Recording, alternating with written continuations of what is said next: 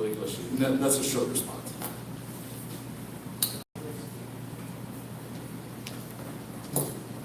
Next would be Mr. Lowe and then Ms.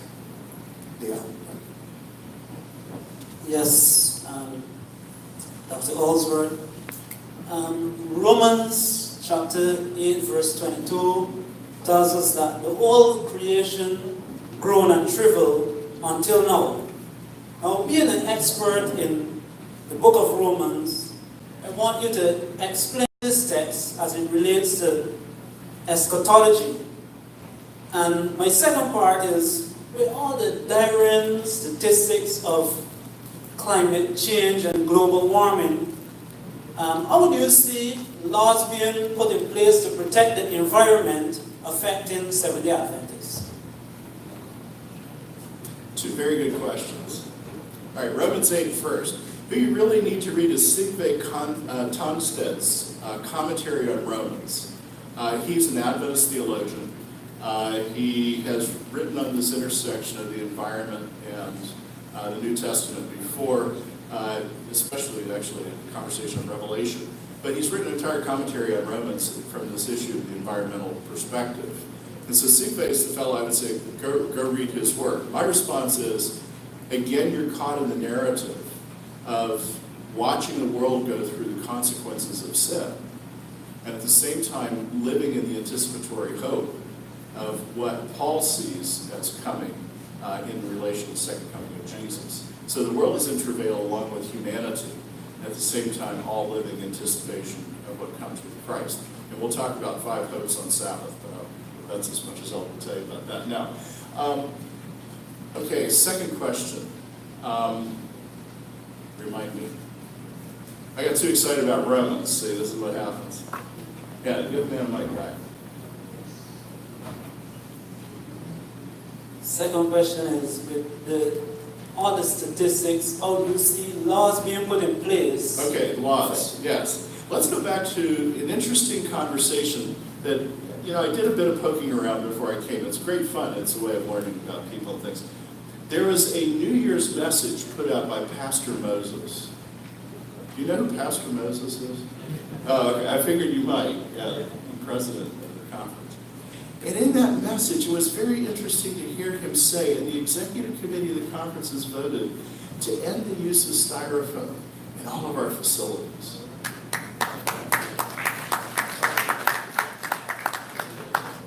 And I was like, that's so interesting, but at the same time, that's so special. It takes courage to make those kinds of votes. Now, you could say, no, it's just a cost-saving measure, but the reality is styrofoam creates microplastics which impact the environment. And that includes the environment of Trinidad and Tobago. Now, if you want that carried further about the issues of laws, it interested me to read the 2011 Trinidad and Tobago Climate Response Plan. And again, I'd encourage you to go read and see what the government has said that they see that they need to respond to. Again, you could say, oh, this is politics. But the reality is there's a recognition by the leadership of the country that there has to be a response. There's this thing called sargassum, that there's the seaweed that you might have heard about, that has an impact on tourism and perhaps fishing, because I read an article in the local media about the fishermen who said we can't go out and fish. It's either destroying our nets or we can't run our boats, it costs too much. That's an impact. We have to figure out solutions to these issues. And so there's this conversation of taking steps that will encourage society to change, that can again come out of a faith-based narrative of saying we're being responsible for people and responsible for God's creation.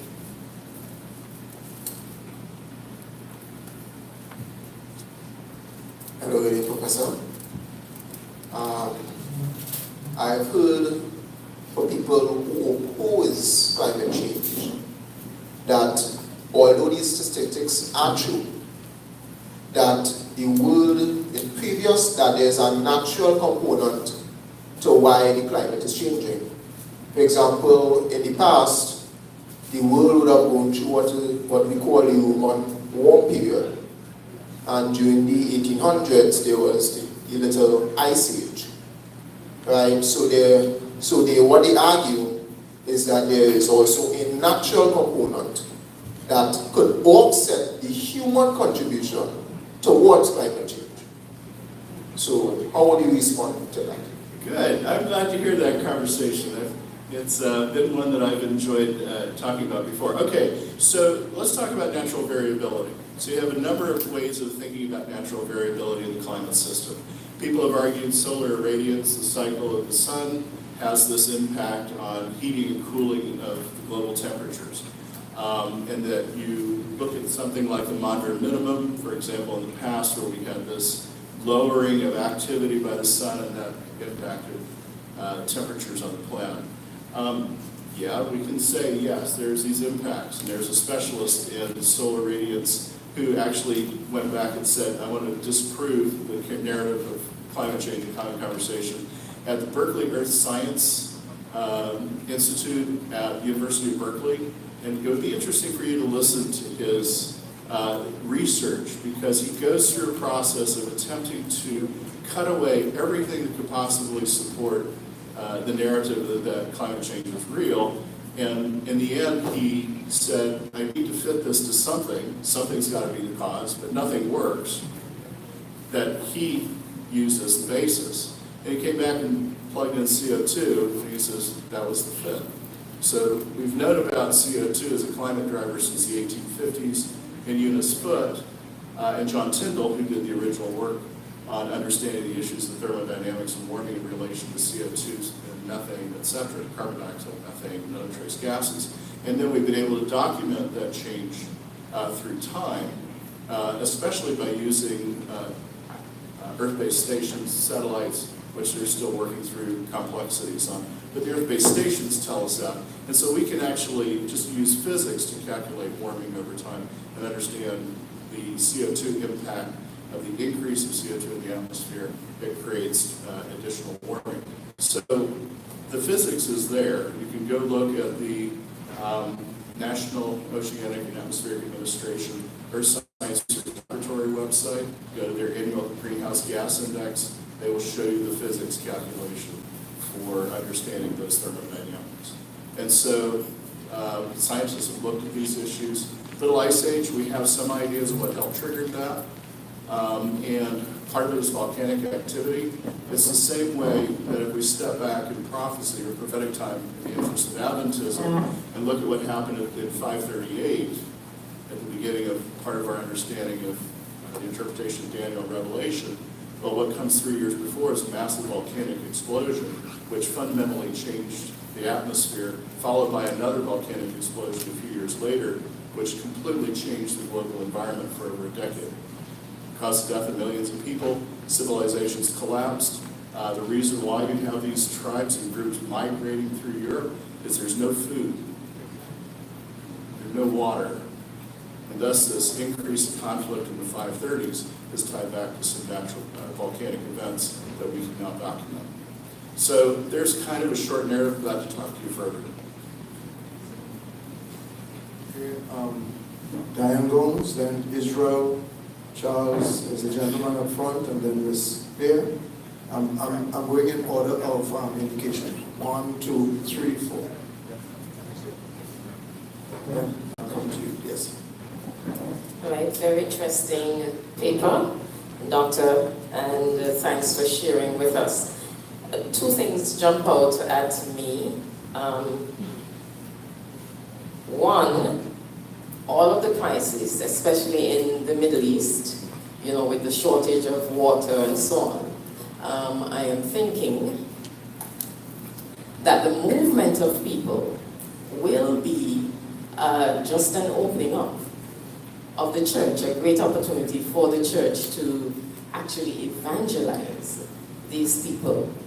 We're in danger if we go, and so therefore, this is just God's way, as we look through the Bible, of seeing a way opening up for the gospel to reach these people. But my question is, with the change, the climate change and the impact of it, what what would you say to the acceptance of genetic engineering? How important is it? Could this be an answer to some of what we're experiencing now with the food shortage and the water shortage and all of that, and the increase in the population? Could this be, I know we look at it very negatively, but could this actually be a way of God alleviating some of these problems? So you're talking about genetic manipulation for crop production? For crop production, yes. And also, not only crop, but for animals. Right, okay. There's a number of processes being looked at and how you use either genetics or even accelerated selection processes of being able to change plants to be able to survive. Let's just stay with crops. It help plants survive either disease, additional salinity in soil, drought, or a combination of those factors. And so there's active and ongoing research in those areas. For example, in wheat, there's been a breakthrough in figuring out how to deal with wheat stem rust, which, you don't grow a lot of wheat here, but globally it's one of the major food crops. So we're looking at those issues of genetics. Some people are arguing that GMO crops are going to be essential in the future. The international community has not agreed to that completely yet. And so it'll be interesting to see how that conversation plays out. We're also having to deal with response to diseases. So there's a lot of genetic research and bioengineering research currently that's dealing with how do you fight certain diseases that we anticipate arising. And that's another whole area of research, both for plants and animals as well, fish, etc. Good afternoon, sir, and thank you very much for your very informative presentation. I would like to find out if you have any information with regards to planetary alignment and planet transit with regards to directly impacting climate change and other events on planet Earth. Having worked in the field of disaster preparedness and emergency response for the last 30 years, I have started a research that shows that there are evidence with regards to planetary alignments, and if you look at the different tides such as spring tide and many others. So my question, do you have any data or information with regards to planetary alignment? Nope. But that said, the issue of tides and tied into the issues of sea level rise is a significant issue for small island states. When we look globally, we anticipate sea level rise coming out of two major functions. One is ice loss out of Antarctica and out of Greenland. And additionally, thermal increase of sea level just because of thermodynamics. We anticipate tides will become higher. And that has tremendous impact by the 2050s on small island states in the Pacific. And so they are already in the process of negotiating agreements to be able to transfer their populations in the future when the salinity of the seawater finally overrides the freshwater lens on those islands and makes it impossible to live there. And so those factors are coming. So planetary alignment I have not looked at. Thank you very much, Mr. Holsworth, for that enlightening discourse. We have started us a bit this morning, or this afternoon, let's see, by your knowledge of the world's events, economic, climatic changes, global proportions. But my question to you, Professor Holsworth, is the church evolving in the face of these world crises? And added to this, is there evidence of this today in the church? We talk about crisis coming, but it's happening already. It's on our doorsteps. And we should be very alarmed. So as a church, are we meeting these challenges today? That's my question. Yes, we are facing these challenges today. Yes, we're having to make difficult choices. When Dr. Faz and I met, we met in Rome at the Biblical Research Institute conference last summer. And one of the things I was very interested in was talking to Adventist leadership about, not climate change, but about what kinds of things are you seeing that are impacting your populations that are related to the environment. That was the basic question. I talked to leadership in West Africa, I talked to leadership in the American Division. The American Division was struggling with a disaster in Barbuda, Virgin Islands, Puerto Rico, and they just said our resources and our human resources and our resources, in addition to migration of members, is going to create extreme stress in the church. We've got to figure out how to deal with this. And so they recognize those issues. The conversation for Africa, I met and had a conversation with the Nigerian leadership. They said one of the great struggles we're having right now is the struggle between people who are involved in cattle herding in the north and those who are farmers. This is directly impacting the church, and we've got to figure out how to deal with it. Because the conflict of driving people off the land or ending up in conflict with the herders and trying to keep them off the land. And say this is a real issue for us, because we can't solve this, we can't sustain the church. We can't become engaged in conversation. So these are real conversations with real leadership who are grappling with this intersection today and now, and they know it will continue in the future. We are just about to wrap up. We have a constraint for time. So could I see the hands of those who would like? We take just the next three. 1, 2, 3. Dr. Holworth, thank you for your thought-provoking and well-researched presentation. It seems that the core problems of the earth today, climate change, poverty, low land productivity, migrant issues, crime and indiscipline, can all be traced back to core problems of man's greed, selfishness, and enacted policies by world leaders in response to these emotions of greed, etc., and arrogance. My question is, in addition to the responses that you indicated the church should and can take, could also an additional response by the church be to target the spiritual life and conversion of world leaders and decision makers, whereby they can be targeted intentionally in order to encourage them to make, more thought-provoking decisions? Amen. And I fully support that. You often think Adventists don't have access to these types of populations, these kinds of groups of people. In reality, we do.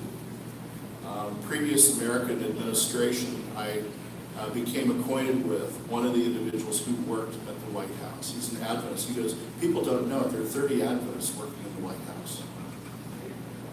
And we have conversations with people. They know what our beliefs are. They know what we stand for. Here I understand that there is an ambassador to the United Nations, if I read correctly. Is that correct still? Yes. Who's an Adventist, who has an opportunity to be a voice not only for Trinidad and Tobago, but also for our beliefs and our understanding of the gospel.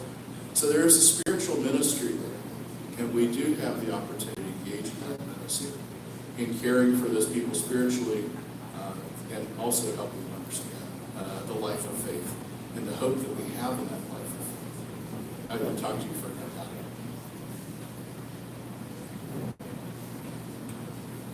Good afternoon, Professor Holdsworth.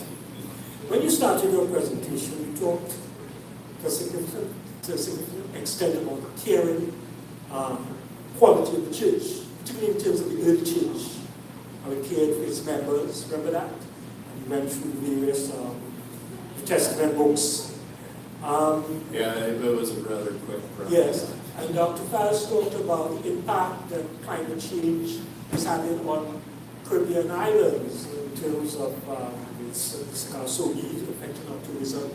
I don't know if that has affected our natural gas and oil. It has diminished somewhat the flood. So that you have populations who are economically challenged and in some cases grossly unemployed. Now the church, and particularly the Adventist church, speaks a lot about the second coming, which is the gospel.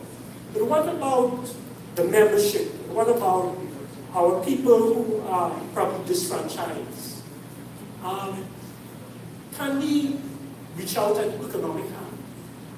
How significant is that need to the Adventist church? For example, I heard about a church in Australia who boasted that they had members, that they made millionaires. They actually invested in these members, set them up in small businesses, trained them, and these members were able to contribute back to the church. Now we know that Jesus is coming, and we're prepared for his second coming, and we're evangelizing. But what about the quality of life of its members here on the earth? Shouldn't the church be concerned about that? Shouldn't we think about how we can invest resources in improving the quality of lives of our members? Probably setting them up in businesses and those sort of things. What about that angle in terms of economic? Because you mentioned economic, that was one of these. What about the economic challenges that we face? How is the church addressing that? And what is the responsibility of the church to address that? Very good, thank you. Those are all very good questions. Now, here's a few things that I've learned, and I'm happy to have people tell me that you need to rethink that. Here's the short conversation. The church has to figure out which business it's in. So there's the first conversation. The church is in the process of preaching and teaching God. This is like back in Acts, where you see the apostles saying, "You go take care of the members. We're going to focus on preaching and teaching and prayer." And so what we see happening is the church, and if I step back and think about it collectively in response to global issues, the church has an opportunity to help inform and educate its members and help them understand the aspect of being able to access resources. You have a remarkable collection of people here that believe that are involved in teaching about business. You never know who will go through your classroom, who will be that millionaire later. But you instill in them not just the value of greed and gain, but you instill in them the responsibility of civic responsibility and your duty towards others. This is one of the hard lessons that American leadership has had to learn. And thus now you have a Bill Gates coming along and other billionaires who are saying, we understand that selfish gain is not the key thing. Let's figure out how to help humanity at the same time that we've made these billions. And so you see them investing in all these things that don't add to their wealth, but add to the betterment of society.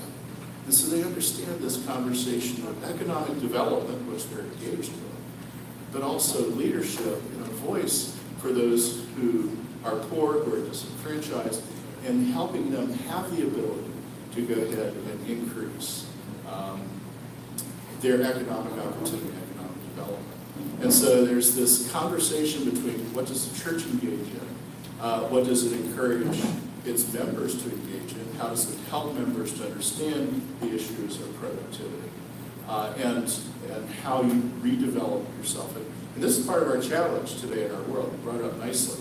We live in a world that depends on oil and natural gas. And that's a reality. And so there's conversation that goes along right now between the International Energy Agency, which says to the United States, you have to develop your oil resources to the size of 2 Russian outputs in the next 7 years, or otherwise the world hits crisis. Now, on the other hand, you have the UN Environment Agency going through the conversation of saying, if we do that, then we hit no 2C centigrade ramjet, a path of 3.2 or higher. And so the reality is the world has to start making choices in these matters, and the Adventist Church will be impacted by those. And how we retransform societies is going to be a hard and longer conversation. It will take decades. But if we don't do it, we put the earth at peril. And there's the challenge that we have. Thank you for the question. I'm happy to talk to you more. I want to thank you as well for your presentation, Dr. Howard. I think that it was very thought-provoking. And based upon what you're saying, the world is evidently going to go into a great cataclysmic experience at some point. And for a little person like me on the low side of the mountain, it seems like my only hope will be in the Christians. But at the same time, it seems like the proclamation of the gospel will have to change. In regards to the pulpit, seems like it will have to be minimized in some sense. Because while I am presenting the gospel to a person like me on the low side, my need will be water and food and clothes. But based upon this young man by the name of Noah Harari, which is Yuval Harari, is a great writer, he's a historian from Israel. And he's a revolutionist based upon global warming. And what he's saying, the world is thousands of years old and consistently going through these changes. And right now, the heads of government, they are not so concerned about a little person on the low side of the mountain. They are preparing themselves for the impact. So they're embracing themselves. But what he's saying in his book, he wrote a few books, 2 books, Sapiens and, I can't remember the other one right now, but the first one was Sapiens. And what he's saying is that they are building algorithms. And if that's the case, humans will find themselves always on the low side of the mountain, whether you are rich or poor. So, based upon what you would have just presented, how are we as a people overall, maybe a rich person, poor person, Christian or none, be able to survive? Because it seems like it is beyond human comprehension based upon what you would have said and what Noah Harari would have said in his book and his speech. How could we be able to conform, so to speak, for better word, to what will take place? I know it's a lot. Okay. Here's well, first of all, on Sabbath, we're going to talk about 5 hopes. Okay, so part of what we'll deal with will come on Sabbath morning and answer your question. So you might have to wait a little bit. So that piece is something we have to talk about. Now I'm going to step back and have you think about it this way. We could think that we have no capacity to create change or transform the world. Here's what I know. I know that any one person in this room has the ability to transform and change thought for at least 1 million people and impact the lives of 1 billion. Now, how do I know that? Because I know there are people who have done it. And not always for gain, but because of their interest in serving humanity. And so when we think about that, and we think about the potential that God has given you to transform the lives of people, and I'll give you my personal statement on that. I never know which one student who is in any of my classes that God will impact at any point in time to make a profound difference for the world and for him. I don't know that. And so as I think about those issues, it drives me to prayer. It drives me to think about what I talk about and why. And at the same time, it tells me I can either deal on the side of fear and failure, or I can stay on the side of hope, not because it's an empty hope, which is what the world is attempting to talk about at this point in time, but in a real hope based in Christ. And so that's the intersection. Now, we can collectively be engaged, and I hope that you will take this opportunity of being engaged with your national, international community on the issues. Because as one friend told me who became involved in the international community, he goes, at first as an Adventist, I thought I couldn't make a difference. I couldn't have a voice. He goes, what made the difference is I went and showed up. And I started talking to people, and I understood how what I had and what I did was going to add to the global narrative. And so I brought the hope of my belief in Jesus, and I brought my expertise and what the Lord had given me in my career. He says, if people would just show up and become involved in the conversation, the international community will welcome you because they're trying to solve problems. So that's the short version of the response.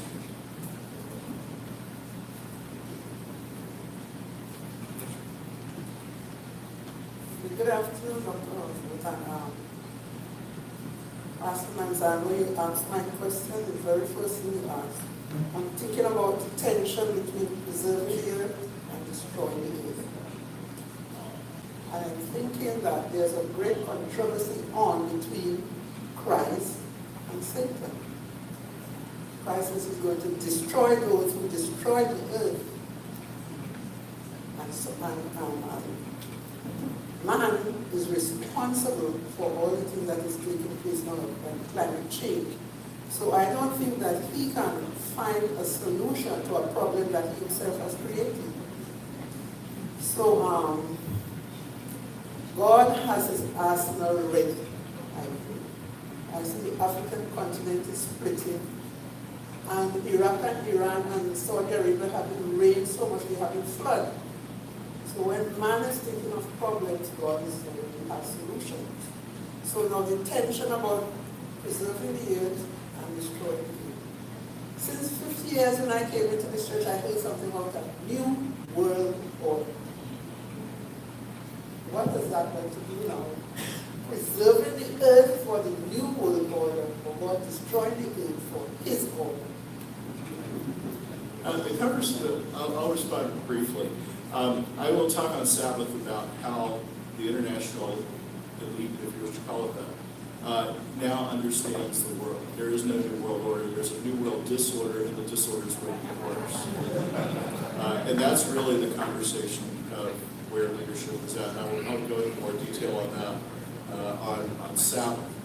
So the issue is the new world order is that conversation narrows over. The new world disorder and the perpetualization of that is now the narrative.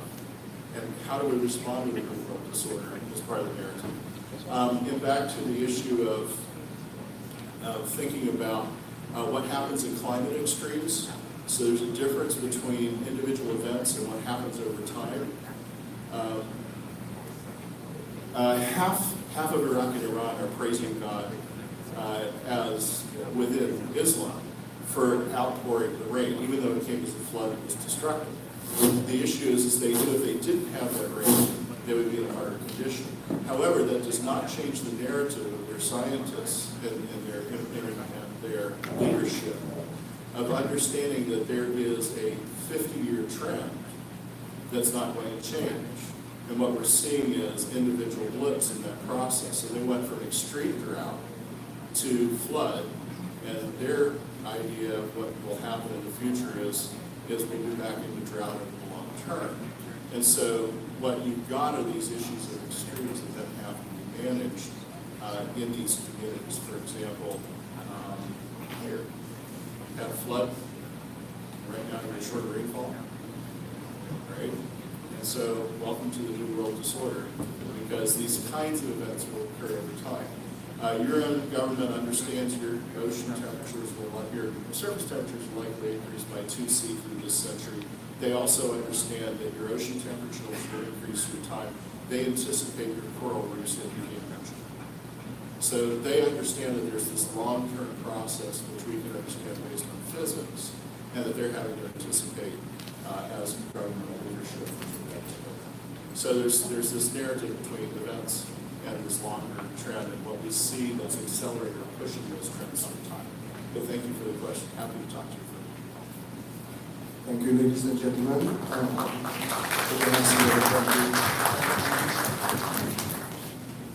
Doctor, I would like to ask you to close by responding to this important question. The Seventh-day Adventist Church, and I'm speaking in the context of the title of the presentation, Ecclesiology and Eschatology. Seventh-day Adventist Church takes its mantra from Revelation 14:6 and 7 and onward. Fear God and give glory to Him. All of His judgment is come. This is an echo of the fourth commandment, worship him who made heaven and earth and the sea, fountains of waters. If I were to look at that in the context of Revelation 11:18, and the understanding that the health message is the right arm of the three interests message, could it be that the matter of environmental safety is part of the health message and probably been a neglected part, or should be an included part in our life? Because it revolves around person's health.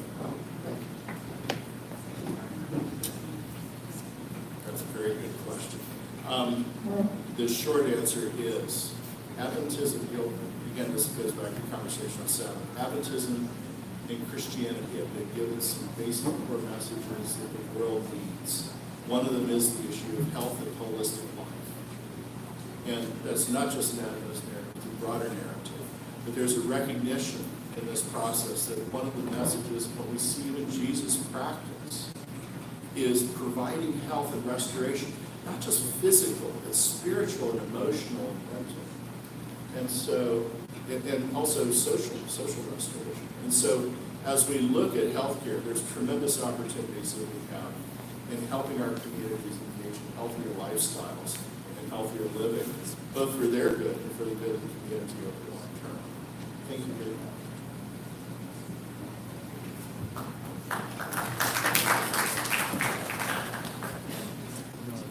We are fast going to a close, and in your booklets you will see their closing remarks, vote of thanks, and benediction. Just before I introduce the person for the vote of thanks as well as the person for the benediction, I would like to recognize, even though it's in the closing stages, Robert Downer, who is a representative here from the Church of Scotland, who just gave us a thank you for being with us. We appreciate that. Okay, so we have Sean Shepherd, who is a fourth-year theologian, who will be doing our vote of thanks. And then we have Renata Monroe, who is a third-year theologian, who will do our benediction. As we close today, I would like us to leave with the thought that the presentation that we listened to was not only cognitively stimulating, but soul-stirring, and it has urged us all, I'm quite certain, to think greatly about our place in the earth's eschatological events. And one thing that I know for sure, whether the earth's destruction is brought on by natural causes or by human continued contributions or by God's word saying that it will be destroyed, regardless of the event, the truth is only God's grace can help his children make it through. Amen? So I hope that we think about that and maybe never lose sight of the impending destruction, because the Bible implores us when we see these things happening, it is because our redemption is drawing nigh. So we should look up. May God bless us all as we continue not only these conversations, but keeping our eyes fixed on him so that he can tell us how we can serve humanity as earth draws to a close. The floor is now for our vote of thanks, then our benediction. Following our benediction, we will have all the refreshments were served. All right, so that benediction will call this close.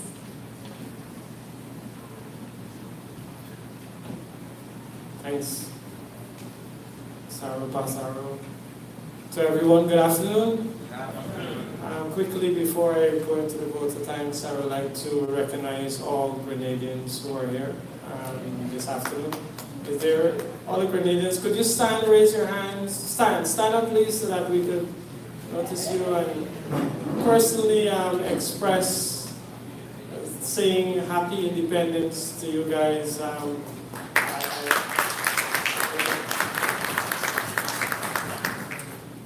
Okay, this is a simple task I have. We have so many persons to thank, but foremost we want to thank God. We want to thank God for His opportunity that He has given us, life, the facilities, the chances, knowledge, all of these different things. We just want to thank God for what He has given to us. We also like to extend our heartfelt thank you to the Harold Baptiste. He's been sponsoring this occasion for 6 consecutive time. We want to extend our thank you to him, and really, we really appreciate what he has done for us as theology students. We also like to thank USC for offering these facilities, all of the facilities to us, so that we can use and be enlightened by the presentation as it was presented. Also like to say thank you to the president of the university. He was not here, but he was ably represented by our provost, Dr. Wilson, who represent that office very well. So thank you to them. We can give them a round of applause. Also like to say thank you to the president of the Caribbean Union. I know he's a busy person, and he took the time out to be here with us. Pastor Corn Tobias, thank you so much for being here and gracing us with your presence. Also, we'd like to say thank you to Dr. Fazludin Hussein. We can't keep adding the good work that he's been doing, his vision, seeing the need for information, especially when it comes to this time in our arts history. He keeps bringing over and over and over again information and persons that we need to hear and to have those information in our lives. So we'd like to say thank you to Dr. Fazludin Hussein, and also thank you for his contribution, not a rebuttal, but a compliment, I could say, to the presentation as it was presented. I'd like to say thank you also to the STAR and their staff members. They have worked feverishly. They put in a lot of late hours to get programs like this come off, and we'd like to say thank you and appreciate them for what they have done. And coming up to the end, we'd like to say thank you to Professor Holsworth.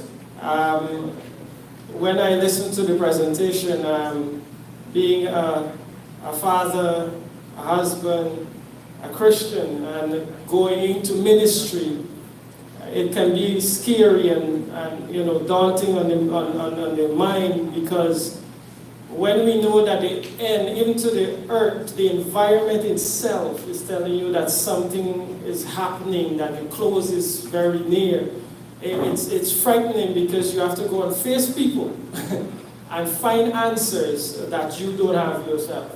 But thank you so much for all of the information. It was very encouraging as well, because when you have information, I know that we can also put things in place to do better when the time comes. So thank you so much, and let's give them a big round of applause. And I'd like to say thank you as well to all those who have attended, all of our invited guests, our delegates, the diplomats, everybody who have come from all over the world. We'd like to say thank you so much for being here at USC, and taking the invitation to really grace us with your presence, because without you, this symposium would have just been tables and chairs. So we are so thankful for you. Give yourself a big round of applause. And last but not least, those guys who have helped, put down the chairs, the bench, they stay late at night, and they come early in the morning. Those guys, they know themselves. I would just like to say thank you so much, and continue serving the Lord. So thank you again, and have a good afternoon in Jesus' name.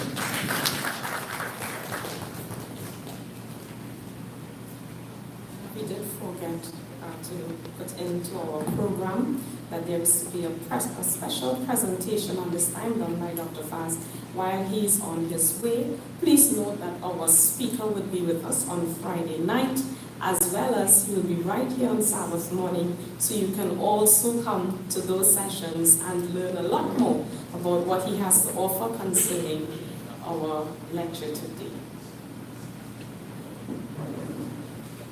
Just one final item before we go. Annually, Shirley Baptiste and alumni friends make a significant contribution towards student development at the university and especially at the start. Every year, they give in contribution, financial contribution to help theology students, $2,000 US.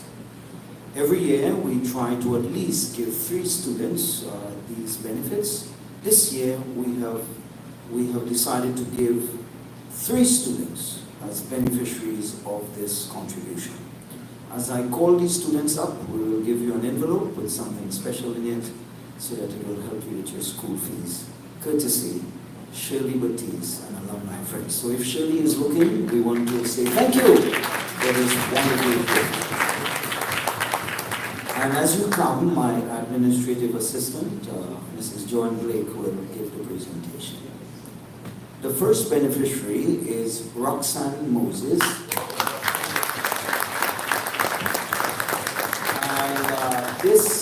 She benefits from this owing to her place of origin. She's from Amerindian territory, and we'd like to consider the mission of the church. And so she gets this to help her in her schoolwork, in her school studies here, so she can go back to the Rupunini and the Upper Mataruni to do work for the Lord. The second beneficiary comes from the United Kingdom of Grenada, and that is Samora Best.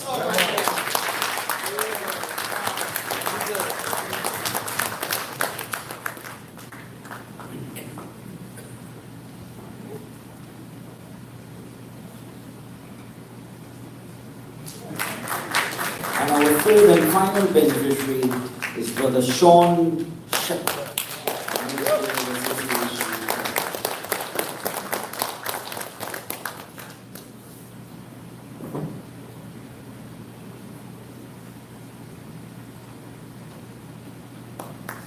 So we say congratulations and God bless you, and maybe you may devote some of that for climate disruption. God bless you. At this time, let us stand.